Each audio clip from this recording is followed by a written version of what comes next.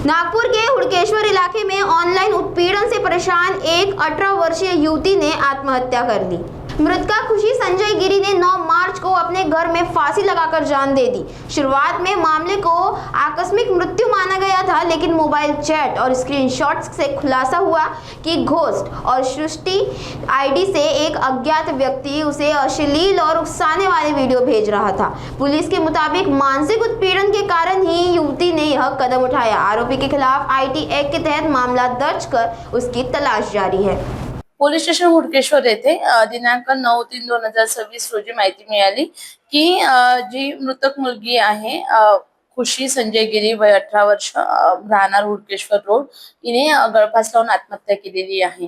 त्या तक्रारीवरनं आमच्या इथे एक मर्ग दाखल झालेला होता 29/26 9 तारखेलाच।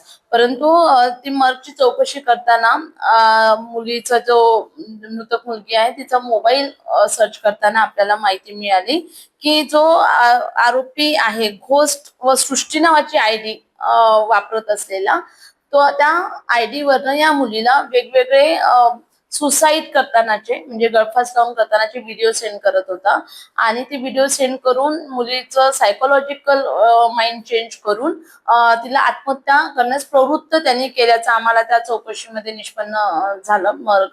मर्गच्या चौकशीमध्ये निष्पन्न झाल्यावरून आम्ही फिर्यादी मृतकची जी आई आहे गीता संजय गिरी, 42 वर्ष, राहणार हुडकेश्वर रोड, यांची कंप्लेंट घेतली आणि त्या कंप्लेंटवरून आम्ही आता अपराध क्रमांक 267/26 कलम 108 BNS कलम 67 आयटी ऍक्ट अन्वये गुन्हा दाखल केलेला आहे। सध्या तपासात आहे आणि पुढे तपासामध्ये समोरच्या आरोपीला आम्ही अटक करू नक्कीच। या गुन्ह्याच्या तपासामध्ये आम्हाला बाकीच्या हिच्या मोबाईलवरून मृतकच्या मोबाईल आम्ही जो सर्च करतोय त्यावर इतर आयडी म्हणजे वेगवेगळ्या एकच मनुष्य वेगवेगळ्या आयडी वापरून किंवा इतर लोकल फेक आयडी वापरून अशा भरपूर लोकांना सायकोलॉजिकल माइंड चेंज करून असे गुन्हे करण्यास भाग पाडतो असं आम्हाला सध्या प्राथमिक चौकशीत निष्पन्न झालेला आहे।